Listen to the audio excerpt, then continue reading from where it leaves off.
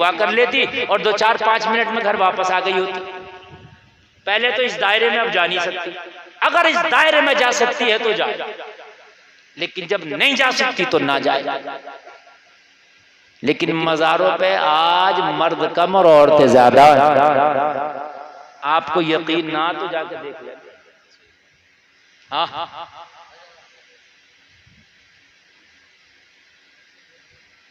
मज़ारों पे हाल ये मेरे भाई, यकीन मानना, मैं आपको क्या बताऊं, ये जुमले मेरे हार्ड हो जाएंगे। मियाओं ने तो ऐसा पेशा बना लिया, कोई मोर के पल्ले के खड़ा यहां लाओ,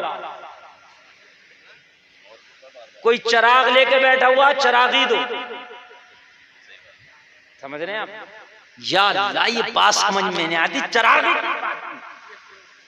ये बताओ, ये चिरागी किस बात की? मियाँ मेरा मोर के पल्ले के मुझे घेर लिया कलियर, कह रहा दियो। मैंने कहा ये क्या रहे? बोला मेर के पड़े। मैंने कहा मियाँ फंस जाएगा, ये जो मोर का, ये मोर जो है ना, ये राष्ट्रीय पक्षी है, तूने इसके पर कहां से उखेड़ लिए? 2 नंबर के काम करके यहाँ खड़ा है वो। हाँ सही बात है यार, राष्ट्रीय पक्षी है मोर, उसके पर जो लेकर खड़े ना इतने इतने, अगर पूछ लिया गया केस हो जाएगा। 2 नंबर का काम करके पैसे ले रहे। अब मियाँ देख रहा, बोला कौन है आप? मैंने जानते नहीं हो हम कौन है?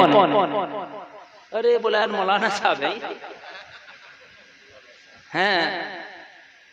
मेरे भाइयों, एक बात कान खोल करके सुन लो, अपने घरों में इस बात की तलकीन करो, मज़ार शरीफ पे जितनी भी ख़वातीन जा रही हैं, वहां जाकर अलावा नुकसान के फायदा एक रत्ती का नहीं। सिर्फ मियाओं की खूब ढकोसलेबाजियां पूरी हो रही हैं और कुछ नहीं है।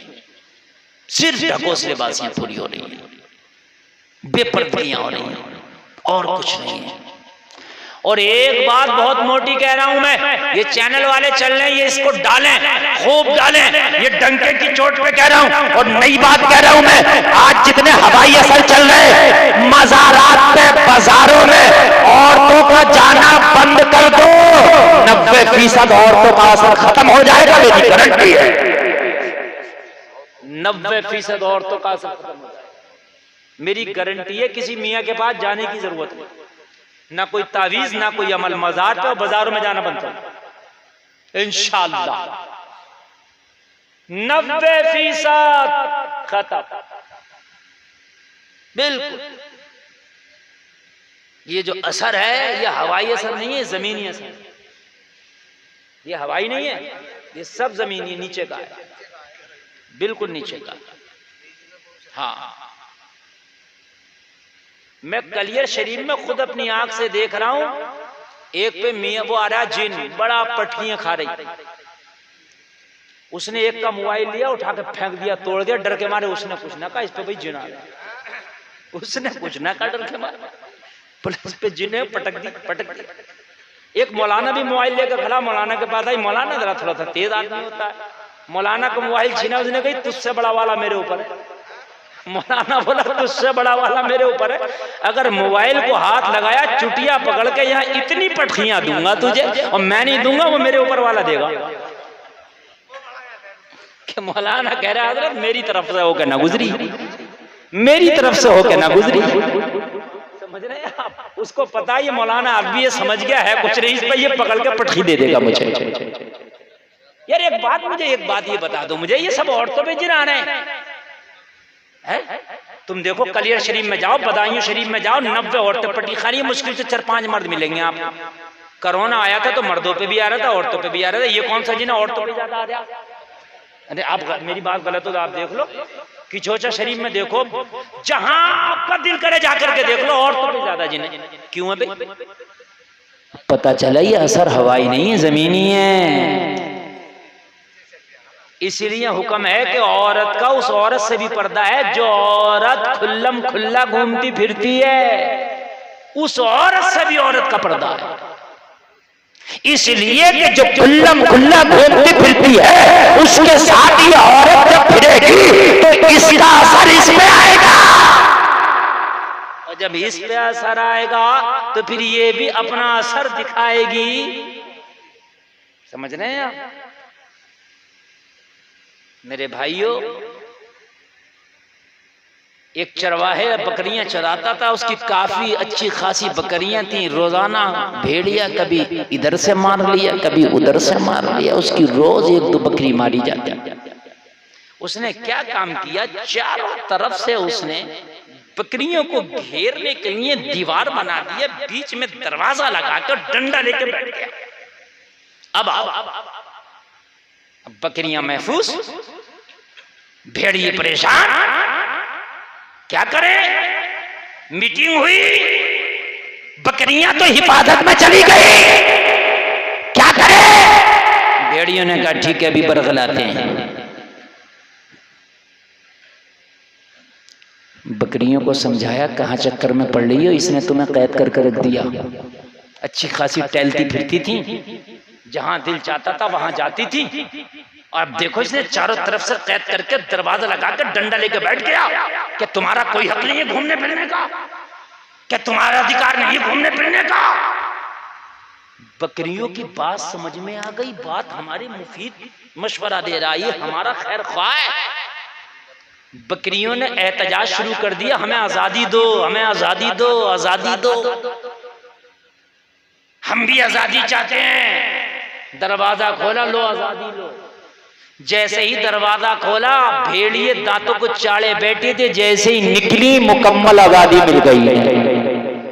किसी ने गर्दन दबोची, किसी ने मुंह दबोचा और ले गया। आज यही तो आज हमारी औरतों को सिखाया जा रहा। आज बॉलीवुड क्या सिखा रहा, क्या सिखा रहा, ये आजाद माहौल क्या सिखा रहा है, ये मगरिबी माहौल। तो इस्लाम ने तो औरत को दबा के रखा, इस्लाम ने तो औरत को कैद में रखा। औरत को आजादी दो, औरत को आजादी दो। वो जलसे में आने वालों, ये औरत को आजादी नहीं है, बल्कि औरत की इज्जत का, औरत की इज्जत का सही पूछिए तो खुदा की कसम सौदा है। औरत की इज्जत की धज्जियां उड़ाई जा रही है। अगर औरत महफूज रह सकती है तो मोहम्मद रसूलुल्लाह ने बताए हुए रास्ते पर ही महफूज रह सकती है। नारे तकबीर, नारे रिसालत, मसलके आला हजरत, मजहबे इस्लाम, मुफ्ती गुलफाम साहिब क़िबला, नारे तकबीर, नारे रिसालत। मेरे भाई जरा सुनिए, हजरत उमर इब्ने खत्ताब, जरा गौर करें, दूसरे खलीफा, वो जो मेरे नबी ने बताया, मेरे बाद अगर कोई नबी होगा तो उमर होगा। हजरत उमर ने मस्जिद में जाने से औरतों को रोका, मस्जिद में जाने से रोका। मस्जिद में जाती थी पहले औरतें, नमाज पढ़ती थी। जैसे मर्द मस्जिद में नमाज पढ़ते हैं, वैसे ही औरतें नमाज पढ़ती थी। हजरत उमर ने मना फरमा दिया। सही था हजरत उमर का ये फैसला, ये फैसला सही था। हजरत आयशा तो औरतों ने जाके शिकायत की, अम्मी आयशा, ये उमर कौन होता है हमें रोकने वाला? उमर ने हमें मस्जिद में जाने से रोक दिया। अम्मी आयशा ने फरमाया, अगर आज नबी जाहिरी तौर पर इस दुनिया में तशरीफ फरमा होते तो वो भी यही फैसला देते जो उमर ने दिया है। अम्मी आयशा ने फरमाया, जब मस्जिद में जाने से हजरत उमर ने मना फरमा दिया तो फिर अब बाजार और मजार क्या रह गया? बात है कि नहीं, ये बाजार और मजार क्या रह गया? एहतियात करें, एहतियात करें। मेरी बातें कड़वी तो होती हैं, लेकिन हकीकत बता रहा हूँ, खुदा की कसम, उन्हीं घरों में शांति है जिन घरों में शरीयत को फॉलो किया जाता है। उन्हीं घरों में शांति। उन घरों में शांति नहीं है कि जिन घरों में पैसा ज्यादा है मगर शरीयत को फॉलो नहीं किया जाता। उन घरों में शांति नहीं है। मैं आप बता दूं आपको, आज तो बहुत फैसिलिटी है, बहुत ज्यादा, हम बहुत कुछ कर सकते हैं, बल्कि सब कुछ कर सकते हैं। मैं उस वो जमाने की बात कर रहा हूं कि जिस जमाने में न घरों में खाने होता था ना पहनने को कपड़ा होता था, नहीं होता। आज हमारी एक एक बेटी पर, एक एक बहन पर 10-10, 20-20 जोड़ा कपड़ा। हमारे पास भी 10-10, 20-20 जोड़ा कपड़ा है। पहले बीवी और मियाँ, शोहर और बीवी दोनों पर एक ही जोड़ा कपड़ा होता था, मगर नमाज दोनों में से किसी की कज़ा नहीं होती थी। कपड़ा दोनों पे एक जोड़ा, लेकिन नमाज दोनों में से किसी की कज़ा नहीं। पहले पूरी पूरी बस्ती में एक कुआं होता था और उसी कुएं से पूरी बस्ती के लोग नहाते थे, वज़ू भी करते थे, पानी भी पीते थे। मगर पूरी बस्ती में कोई नापाक नहीं घूमता था, सब पाक होते थे। आज हर घर में टोंटी है, हर बाथरूम में टोंटी है, लेकिन उसके बावजूद भी नौजवान 2-2 दिन नापाकी के आलम में गुजार देते हैं। सही बात बता रहे हैं। अगर कहो नमाज पढ़ लो तो कहते हैं हजरत कपड़े ठीक नहीं है। क्यों ठीक नहीं है कपड़े? कपड़े ठीक करके पहनो। आओ मैं आपको नबी की सीरत का थोड़ा सा पाठ बता दूं। आओ आपको नबी की सीरत का थोड़ा सा पाठ बता दूं। जिंदगी मुस्कुराने लगेगी। लोगों, मेरे करीम मुस्तफा जब हिजरत करके मक्का से मदीना तशरीफ ले गए, जो सहाबा थे पीछे से वो भी चले गए, थोड़े थोड़े जो थे पीछे पीछे वो भी चले गए। जो मक्का में था, मक्का वालों ने उन्हें बहुत टाइट कर दिया। कोई अगर कलमा पढ़ने वाला मक्का में रह गया ना तो मक्का वालों ने बहुत टाइट किया, उन्हें बहुत टाइट किया, मारते थे। वो भी धीरे धीरे पीछे से हिजरत करके मदीना चले गए। एक औरत मक्का के अंदर हिजरत नहीं की, कलमा पढ़ ली थी, नाम है उम्मे सलमा। इन्होंने हिजरत नहीं की थी, अभी मक्का में थी, कलमा पढ़ लिया था। इनका शौहर अबू सलमा हिजरत करके मदीना चले गए। लोगों, उम्मे सलमा का बयान है कि मुझे कभी शौहर की याद बहुत सताती थी, तो रातों को नींद नहीं आती, दिनों का करार छिन गया। मेरा एक छोटा सा बच्चा था जो दूध पीता बच्चा था, उसी बच्चे को गले से लगा के सीने से लगा के जिंदगी गुजारती थी, लेकिन मेरा दिल नहीं लगता था मक्का के अंदर। मेरी मक्का में अय्याम नहीं गुजरते थे। एक दिन रात को जागी, एक दिन रात को जागी, मैं रात को जाके अपने बिस्तर पर बैठी थी, मैं रो रही थी। मेरे चाचा का बेटा आया, कहा बहन क्यों रोती है? मैंने कहा क्या करूं, मुझे मदीने वाले मुस्तफा की याद सताती है, कभी अपने शौहर अबू सलमा की याद सताती है, रातों को नींद नहीं आती। चाचा के बेटे ने कहा एक काम कर, खामोशी से अपने बेटे को गोद में उठाओ और मक्का से निकल के मदीना चले जाओ, वहीं पे शौहर भी मिलेगा और वहीं पे मदीने वाले मुस्तफा की भी जियारत होगी। उम्मे सलमा कहती है मैंने अपने बेटे को उठाया गोद में और मैं रात में चुपके से मक्का से निकल गई। पता नहीं कैसे मेरे घर वालों को, मेरी ससुराल वालों को, मेरे ससुराल मेरे शौहर के खानदान वालों को पता चल गया कि मैं हिजरत करके निकल गई हूँ। जैसे ही मैं मक्का से थोड़ी सी बाहर के निकली थी, मेरा रास्ता रोक लिया गया और मुझे रोकने के बाद मैं कहा गया, उम्मे सलमा कहाँ जा रही हो? मैंने कहा मदीना जाना चाहती हूँ, अपनी मर्जी से मक्का छोड़ रही हूँ, मुझे जाने की इजाजत दी जाए। मेरे ससुराल वालों ने कहा, मक्का के लोगों ने कहा, उम्मे सलमा तुम मदीना नहीं जा सकती हो, अगर मदीना जाओगी तो ये जो तुम्हारा बेटा है दूध पीता बच्चा, इसे छोड़ के जाना पड़ेगा। ये हमारे खानदान की निशानी है, हमारे खानदान का चश्मा चराग है, हमारे खानदान का खून है। अगर इसे लेकर जाना चाहती हो नहीं जाने देंगे, इसे छोड़कर जाना चाहती हो इजाजत देते हैं। हमारा खानदान का खून है, ये हमारे खानदान का चश्मो चराग है, नहीं जाने देंगे। कहने लगी मैंने फैसला कर लिया था, अब मदीना जाकर दम लूंगी। मैंने कहा मक्का वालों, अगर मेरा बेटा मुझसे मांगते हो तो बेटा ले लो, लेकिन मदीना जाने से अब मुझे कोई नहीं रोक सकता। सुभान अल्लाह, अल्लाह करे कि तुम भी मदीना जाओ। सुभान अल्लाह, जोर से बोलो यार सुभान अल्लाह। मदीना जाने के लिए जरूर दिल में तमन्ना जरूर करना।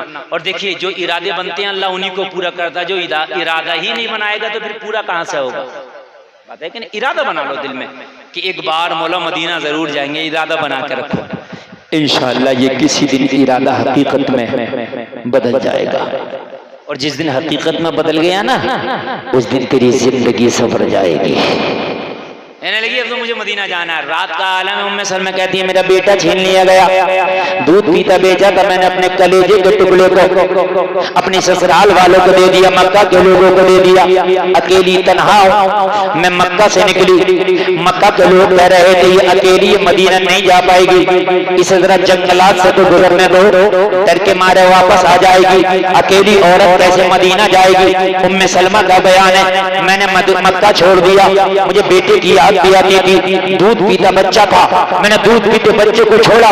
ये मेरा रब जानता है कि मैंने कैसे छोड़ा था, मगर मदीने वाले मुस्तफा की मोहब्बत में मैंने बेटे को भी कुर्बान कर दिया, छोड़ दिया। मैं जैसे ही शहर मक्का को छोड़कर निकली, सहरा और जंगलों में पहुंची, कहने लगी रात का आलम था, डर की वजह से मुझे ऐसा लगता था कि कोई दरिंदा आके मेरे पर हमला ना कर दे, डर लगता था कोई इज्जत का लुटेरा आके मेरी इज्जतों पे हमला ना कर दे। कहने लगी मैं डरती डरती सफर कर रही थी, फिर मैंने मदीने का रास्ता देखा भी तो नहीं था, मैं पगडंडियों पे चल रही थी। अच्छा उस वक्त कोई सड़क नहीं था, उस वक्त कोई ऐसा निजाम नहीं था, ना कोई सवारी का इंतजाम है, ना कोई बना हुआ सड़क है, वही कच्चे रास्ते हैं, वही कच्ची पगडंडियां हैं। कहने लगी मैं अंदाजे से चल रही थी कि मदीना का रास्ता मिले तो मुझे मदीना मिले, बस ऐसा लग रहा था कि मैं जंगल में भटक गई हूँ, सहरा में भटक गई हूँ। मैं घबराहट के मारे मेरा दिल फटा जाता था।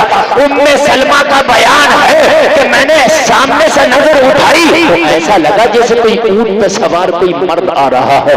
मैं डर गई, या अल्लाह कहीं कोई ये इज्जत का लुटेरा तो नहीं है, ये कोई मर्द आ रहा है। और मक्का के लोग औरत की इज्जत को खिलौने से ज्यादा नहीं समझते थे। हजरात मक्का के अंदर औरत का ये हाल था कि अगर किसी का शौहर मर जाए तो उसके बर्तन अलग कर दिए जाते थे, किसी के घर में बेटी पैदा हो जाए लोगों उसको जिंदा दफन कर दिया जाता था, और अगर किसी का शौहर मर जाए तो शौहर की चिता पे बीवी को लिटा के उसको जिंदा जला दिया जाया करता था। इतना बुरा माहौल मक्का का था। उम्मे सलमा कहती है ऊंट आता जब मैंने कोई शख्स देखा तो मैं घबरा गई, या अल्लाह ये कोई मक्का का कोई इज्जत का लुटेरा ना निकल आए। मैं सहम के बैठ गई, एक आड़ी की झाड़ी की आड़ में बैठी। आने वाला झाड़ी के पास आया, आके रुक गया, खड़ा होकर बोला कौन हो, जरा खड़ी हो, मैंने तुम्हें देख लिया है। उम्मे सलमा कहती है मैं खामोशी से बोली मैं एक औरत हूँ, मैं खड़ी नहीं हो सकती, मुझे पर्दे का भी लिहाज है, मुझे अपना भी लिहाज है। आने वाले ने कहा अगर तुझे पर्दे का लिहाज है, तुझे अपना लिहाज है, तो तुझे खड़ी होने की जरूरत नहीं और तुझे घबराने की भी जरूरत नहीं है। ए झाड़ी की ओर में छुपने वाली खातून, तुझे डरने की जरूरत नहीं, मैं जो आया हूँ मैं कोई आम इंसान नहीं, मोहम्मद का गुलाम, एक कलमा पढ़ने वाला सच्चा मुसलमान। उम्मे सलमा कहती हैं जब कहा मैं मुसलमान हूं तो मेरे दिल में दिल पड़ गया कि अब तो कलमा पढ़ने वाला मेरा भाई अब इज्जत लुटने नहीं देगा, जान की बाजी लगा के मेरी इज्जतों की हिफाजत कर देगा, जान की बाजी लगाएगा मगर इज्जतों की हिफाजत करेगा। मुसलमानों तुम्हारी तारीख यही रही है, अगर तुम्हारा कोई पड़ोसी अपने घर से बाहर जाता था, कलमा पढ़ने वाले की बात नहीं कर रहा हूँ, गैर मुस्लिम तो अपनी जवान बेटियों को कहता था तुम मुसलमानों के, मैं मुसलमानों की मैयत में और उनके हवाले करके जा रहा हूँ, इसलिए कि मुसलमान जान तो दे सकता है मगर इज्जत पे हाथ नहीं आने देगा। तुम जान से बढ़ के इज्जतों की हिफाजतें करते थे। लोगों जरा गौर करना। कहने लगा मैं कलमा पढ़ने वाला मुसलमान हूं, तुझे परेशान होने की जरूरत नहीं है, तुझे घबराने की जरूरत नहीं है। उम्मे सलमा कहती है जब मैंने ये सुना कि मुसलमान है मेरे दिल में दिल पड़ गया, मेरे दिल में दिल पड़ गया, मेरी जान में जान आ गई। मुसलमान है, ये हाल थे लोगों तुम्हारे, ये शान थी तुम्हारी। कभी गैर मुस्लिम भी कहा करता था कि अगर अमानत कहीं रखनी है तो मुसलमान के हवाले कर दो, कलमा पढ़ने वाला सब कुछ कर सकता है मगर कभी भी ये मुस्तफा की शरीयत से खिलाफ नहीं चल सकता है, मर सकता है मगर अमानत में खयानत नहीं कर सकता। आज तो हाल ये अगर किसी का पैसा उधार ले लेना, कहता बस एक हफ्ते में दे दूंगा, एक हफ्ता ही लौट के नहीं आ रहा। सालों गुजर गए, रिश्तेदार को पैसा दिया तो रिश्तेदारी खत्म हो गई, पैसा ना मिला। सही बात बता रहे हैं। किसी से अगर आपको दोस्ती और ताल्लुकात और रिश्तेदारी खत्म करना हो तो एक बार पैसा उधार दे दो। और बुजुर्ग फरमाते हैं अगर किसी को आजमाना हो कि ये बंदा कैसा है तो उसे उधार दे दो, तब पता चलेगा ये कैसा है। मीठी मीठी बातें तो सब कर लेते हैं, अगर वक्त पर वापस दे दे तो समझ लेना बंदा टनाटन है। भाई वादा खिलाफी नहीं होना चाहिए, ये मेरे नबी ने सिखाया है। मेरे नबी ने, एक यहूदी मेरे नबी से कह के चला गया अभी आ रहा हूं, 3 दिन हो गए, 3 दिन के बाद आया नबी, वहीं तशरीफ फरमा। ये कहने लगा आका आप तब से यहां हैं, मैं तो भूल ही गया था। मेरे नबी ने फरमाया तुम भूलते हो, हम नहीं भूलते अपने वादे। हम नहीं भूलते अपने बातें। अमानत में खयानत नहीं होना चाहिए। उम्मे सलमा कहती है, मैंने कहा अगर तू कलमा पढ़ने वाला मुसलमान है तो मुझे मदीना जाना है, चल मदीना लेके चल। कहाँ लेके चल? मदीना। कहने लगी, आने वाले ने कहा मेरे ऊंट पे बैठ जा। उम्मे सलमा कहती है मैं ऊंट पे बैठ गई। 400-450 किलोमीटर का सफर, ऊंट की लगाम पकड़ के ये आगे आगे चल रहा था, मैं पीछे उसके ऊंट पे बैठ के चल रही थी। कहने लगी 450 किलोमीटर का सफर तय हो गया, एक बार भी इस ऊंट वाले ने पीछे मुड़ के मुझे देखा तक नहीं। यार जरा बोल दो ना सुभान अल्लाह, और जोर से बोलो सुभान अल्लाह। हमारे नौजवान भी जब शादी होती है ना तो ये भी औरतों में बिल्कुल नहीं देखते। जहां औरतों का खाना चलता वहां से तो गुजरते भी नहीं ये बेचारे। समझ रहे हैं आप? मुसलमान हैं हम भी। अगर तुम मुसलमान हो, वाकई मोहम्मद अरबी का तुमने कलमा पढ़ा है, शादियों में जाओ, मैं मना नहीं करता, लेकिन निकाह में शामिल होने के लिए जाओ, औरतों में शामिल होने के लिए ना जाओ। सही बता रहा हूं मेरे भाई। औरतों का हाल ये है कि वो मर्दों के हाथ से खाना खाना आजकल बहुत पसंद करेंगे, और मर्द हमारे नौजवान चाहे मर्दों में खाना खिलाएं ना खिलाएं, औरतों में खाना खिलाना बहुत पसंद करेंगे। मालूम है? उम्मे सलमा का बयान है कि अपने ऊंट को बिठाया, मक्का से मदीना का सफर तय हो गया, लेकिन पीछे मुड़ के तक नहीं देखा। कैसा लिहाज था यार पर्दे का, कैसा लिहाज था मेरे भाई। था क्या नहीं था? जी फरमाइए। इद्दत के ऊपर असल में आप तो यार तकरीर को चैनल बना दिया आपने, इधर का कभी कर दो कभी। अबे तकरीर इद्दत का मसला बयान कर दूंगा, अगर कोई खास मसला पूछना हो इद्दत के हवाले से तो वो पूछ ले। बाकी इद्दत एक बड़ा लंबा मैटर है, फिर पूरी तकरीर इसी पर करना पड़ेगी। फिर भी मैं कर दूंगा इंशाल्लाह, इद्दत के हवाले से कुछ बयान कर दूंगा। लेकिन ये जो मैं बयान कर रहा हूँ अपने दिल से बड़ी अच्छी बड़ी जरूरी। कुछ बातें ऐसी होती है ना जो जिंदगी में असल में हमारी जो रूह है ना ये भी चट्टी हो गई। जैसे जबान चट्टी है ना, ऐसे ही हो गई। इसको अगर नमक मिर्च वाली बातें दिए जाओ तो मजा आ जाएगा, और जहां बात थोड़ी सी इस्लाह की हुई ना और थोड़ी सी शरीयत की हुई तभी रूह को मजा नहीं आता। ऐसी जबान है। लेकिन एक बात बताऊं, ज्यादा मिर्च मसाले खाने से ना पित्ते में पथरियां जल्दी होती हैं, लीवर जल्दी खराब होता है, किडनियां खराब जल्दी हो जाती है। जितना सादा खाओगे इतने अच्छा रहोगे। बात समझ मारी? उम्मे सलमा कहती है मक्का से मदीना गया, मेरे भाई ने पीछे मुड़ के देखा तक नहीं, पीछे मुड़ के नहीं देखा। अब जरा शरीयत सुना रहा हूं मैं आपको, सुने, और मेरी नबी की जिंदगी की सीरत का पार्ट सुना रहा हूं आपको, मजा आ जाएगा। कहती है मैं मदीने आ गया। आने वाला जो शख्स था वो सिहाबी था जो लेके आया था। कहने लगी मस्जिद नबवी के दरवाजे पे लाके मुझे छोड़ दो, यहीं नबी मिलेंगे और यहीं तुम्हारे शौहर मिलेंगे। उम्मे सलमा कहती है मस्जिद नबवी में सहाबा मौजूद हैं। मैंने पूछा नबी का दीदार करना चाहती हूँ, क्या हो जाएगा? उम्मे सलमा का बयान है मदीने आके मैंने मुस्तफा का दीदार कर लिया, दिल खुश हो गया। दीदार किया दिल खुश हो गया। तवज्जो फरमाएं, दीदार किया दिल खुश हो गया। हाय सुभान अल्लाह, नबी का दीदार किया दिल खुश हो गया।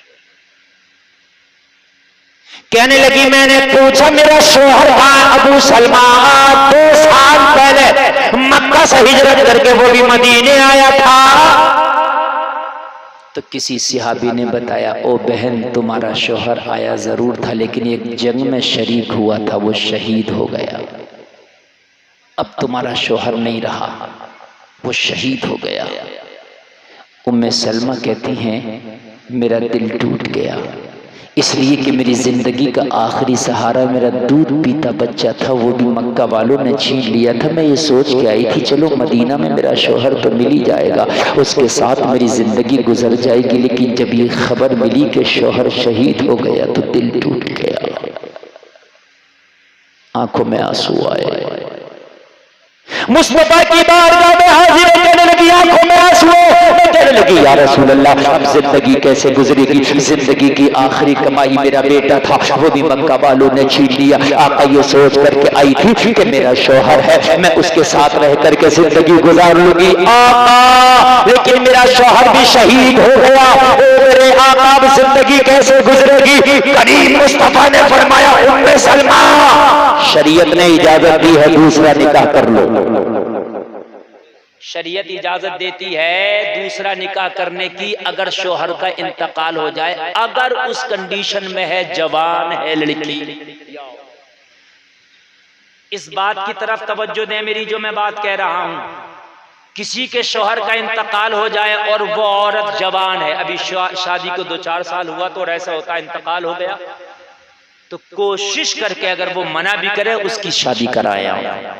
ये जिम्मेदारी बनती है उसके घर वालों की, इसलिए कि वो सोचती है कि मैं अपने घर वालों के सहारे जिंदगी गुजार लूंगी। लोगों घर वालों कुछ दिन के लिए अच्छा समझेंगे, कुछ दिन अच्छी लगती है बेटी, लेकिन एक दिन बाप को भी चले जाना, माँ को भी चले जाना, फिर कब तक अच्छी लगेगी बेटी? इसलिए शरीयत ने बड़ा प्यारा निजाम बनाया है। शौहर का अगर इंतकाल हुआ 4 महीना 10 दिन इद्दत करे। कितने दिन? जोर से बोले, 4 महीना। इंतकाल वाले की इद्दत की जो मुद्दत कुरान ने बताई है वो 4 महीना 10 दिन बताई। समझ रहे हैं आप? अच्छा, इद्दत है क्या? ये भी सुन लें आप। कभी कभी इद्दत नहीं है, औरतें इस इद्दत को औरत के लिए आफत बना देती हैं। आफत, इस इद्दत को जहन्नम बना देती हैं औरत के लिए, जहन्नम। कैसे मालूम है? 45 का टेम्परेचर है ये, गर्मी का। उसको कमरा, बरांडे के अंदर कमरा, दरवाजा लगा के अब इससे बाहर मत निकलना, तेरी इद्दत चल रही है 4 महीने 10 दिन तक। अब बताओ, कमरे के अंदर 4 महीना 10 दिन जरा रह के दिखाना। इद्दत का मतलब ये थोड़ी है, कुरान ने ये थोड़ी कह दिया था कि 45 का टेम्परेचर हो तो इसे बरांडे के अंदर कमरा और दरवाजा बंद करके वहीं इसको रखना। अगर आपका दरवाजा बंद है, आपका घर बंद है, कोई गैर मर्द नहीं आता, आज चारों तरफ से घर दरवाजे बंद है, और आजकल तो घर बड़े बंदिश के चल रहे हैं, तो उस घर में वो बरांडे में भी रह सकती है, आंगन में भी रह सकती है, कमरे में भी जा सकती है, अपना काम भी कर सकती है, कपड़े भी धुल सकती है, और अपना खाना बनाना भी कर सकती है। समझ रहे हैं आप कि नहीं समझ रहे हैं आप? गैर से पर्दा, गैर से इज्तनाब। आपका घर अगर बंदोबस्त का है, दरवाजा लगा है, दरवाजा अंदर से बंद कर दे। बात है क्या नहीं?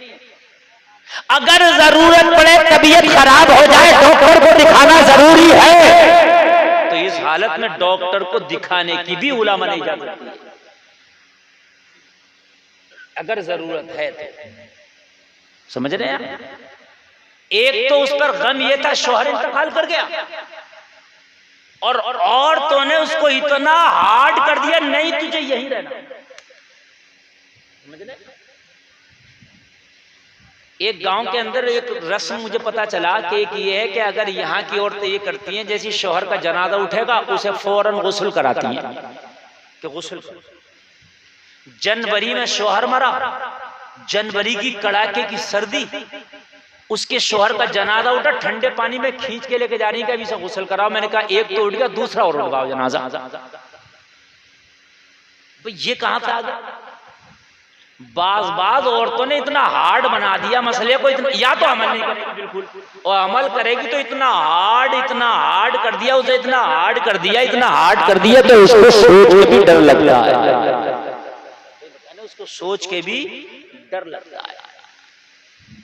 इद्दत का मामला ये, जो महरम लोग हैं, बेटा है, भाई है, बाप है, इनसे इद्दत में भी पर्दा नहीं है, और वैसे भी इनसे पर्दा नहीं है। सही माना में तो जो पर्दा इद्दत में कर रही है वो इद्दत के अलावा भी था। फिर इद्दत किस चीज का नाम है? पर्दा पहले भी था, पर्दा अब भी है। फिर इद्दत किस चीज का नाम है? इस चीज का नाम है पर्दे के साथ साथ इस इद्दत वाली मुद्दत में निकाह नहीं हो सकता, इसमें निकाह नहीं हो सकता। बात समझ में आ रही है कि नहीं आ रही है? हाँ। अच्छा, जो तलाक दे दे उसकी इद्दत अलग है, वो तकरीबन 3 महीना होती है, 3 पाकी के जब टाइम गुजर जाए। अच्छा, ये मुख्तसर बात मैंने आपको बतलाई। इस बात को पूरा कर दूं, बात बहुत तेजी से मैं पूरी करूं इसलिए कि टाइम अभी देख लूं, और टाइम हाँ बतेरा हो गया, 2 बजने जा रहा है, 1:45 हो गया। 1 घंटा मेरी तकरीर आपने सुन ली, माशाअल्लाह। बात पूरी कर दूं बात को। सुभान अल्लाह बोल दो जरा, अल्लाह आपको सलामत रखे। नहीं सुनते आप अच्छा है, थोड़े हैं लेकिन जितने भी हैं मजबूत बैठे हैं, बहुत मजबूत है। अल्लाह सलामत रखे आपको। उम्मे सलमा का बयान है कि मैंने नबी की बारगाह में अर्ज़ की, आका मेरे शोहर का इंतकाल हो गया। अच्छा, एक बात और सुने आप, एक मसला बता दूं। किसी के शोहर का इंतकाल हो गया, उसको पता जब चला कि जब इद्दत की मुद्दत गुजर गई। मिसाल के तौर पे इंतकाल शोहर का आज हुआ, बाहर था, का इंतकाल हो गया, उसे पता ही नहीं चला बीवी को, और उसे 5 महीने के बाद पता चला कि मेरा शोहर का इंतकाल हो गया था 5 महीना पहले। बात समझ रहे हैं कि समझ रहे हैं? अब पता चला कि मेरे शोहर का इंतकाल हो गया था 5 महीना पहले, तो अब क्या करे? वो इद्दत करे कि नहीं करे? तो अब इद्दत नहीं करेगी, इद्दत की मुद्दत है, वो मुद्दत गुजर गई। इद्दत की मुद्दत है इंतकाल से 4 महीना 10 दिन। अभी सब पता अगर चला चला, मुद्दत गुजर गई। अब मुद्दत गुजर गई तो अब इद्दत नहीं करेगी, इसलिए कि मुद्दत गुजर गई। बात समझ में आ रही है कि नहीं आ रही? हाँ, ये मुद्दत है, इसका गुजारा है। उम्मे सलमा कहती है, मैंने नबी की बारगाह में अर्ज़ किया, अब जिंदगी कैसे गुजरेगी? मेरे नबी ने फरमाया, निकाह कर लो, शादी कर लो। मैंने अर्ज़ किया, मुझसे कौन निकाह करेगा, मुझसे कौन शादी करेगा? मेरे पास ना माल है, मेरे पास ना घर है, मेरे पास ना दौलत है। या रसूल अल्लाह, अब कौन फौकियत देगा? ये करीम नबी है, इनकी बारगाह में कोई आ जाए तो उसको वो देते हैं जो इसकी जरूरत होती है। नबी ने फरमाया, उम्मे सलमा, निकाह तुमसे कोई ना करेगा, मोहम्मद अरबी तुम्हें निकाह की दावत देता है। अगर कोई नहीं करेगा तो मैं तुम्हें निकाह की दावत देता हूँ। उम्मे सलमा कहती है, मैं खुश हो गई, अर्ज़ की, या रसूल अल्लाह, अगर ये मेरी किस्मत में है आपसे निकाह करना, तो इससे बड़ी मेरी खुशी के लिए कोई बात नहीं हो सकती, इससे बड़ी मेरे नसीबे की बात नहीं हो सकती।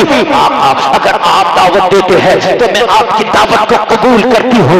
मेरे नबी ने हज़रत उम्मे सलमा से निकाह फरमा लिया। जरा गौर करो, जरा गौर करो, जिसका कोई सहारा नहीं, मेरे नबी उसका सहारा बनने को तैयार है। कुछ लोग कहते हैं कि नबी ने 11 निकाह क्यों किए थे? सबसे बड़ी वजह तो मैंने यही बता दी, सिर्फ एक हजरत अम्मी आयशा कवारी थी जिससे मेरे नबी ने निकाह फरमाया। बाकी किसी के शौहर का इंतकाल हो गया, किसी के शौहर ने तलाक दे दिया, कोई बेसहारा है, मेरे नबी ने निकाह फरमा के उन्हें सहारा दिया है।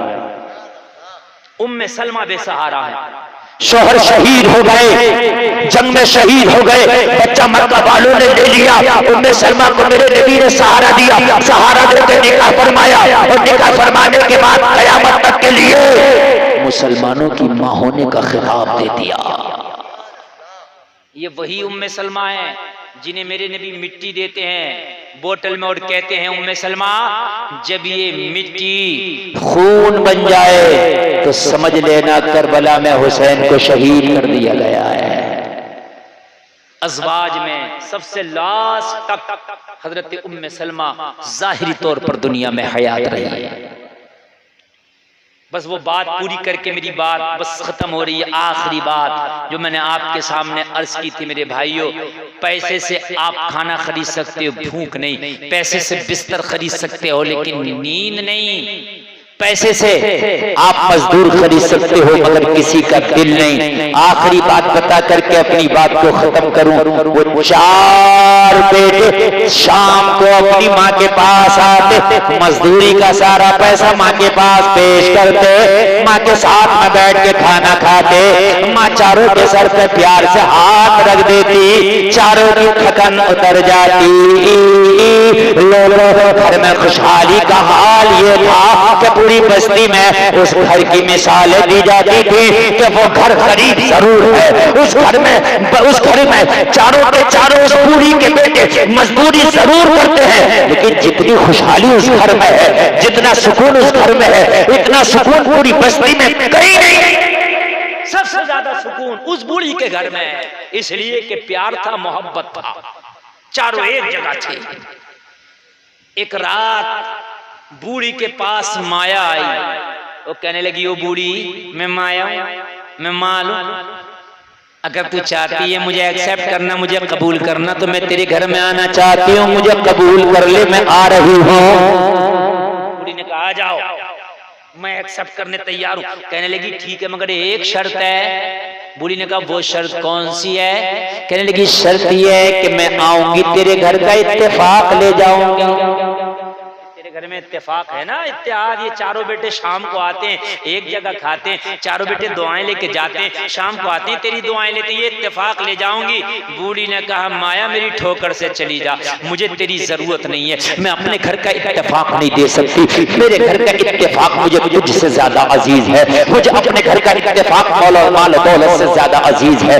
माया ने कहा बूढ़ी एक बार गौर कर ले, नजर सानी कर ले, सिर्फ इत्तेफाक ही तो ले रही हूँ, इतना माल दे के जा रही हूँ, कहा नहीं मैं इत्तेफाक नहीं दूंगी। माया बोली अब हम भी यहीं रहेंगे, अब हम नहीं जाएंगे। कहा क्यों? माया ने कहा बूढ़ी जहां इत्तेफाक है वहीं तो माया है, जहां इत्तेफाक है वहीं तो माया है। लोगों इत्तेफाक में माया है, और अल्लाह ने कुरान में फरमाया क्या कि अल्लाह की रस्सी को मजबूती से थाम लो, तिफरकाबाजी में अपने आप को ना बांटो, तिफरकाबाजी में ना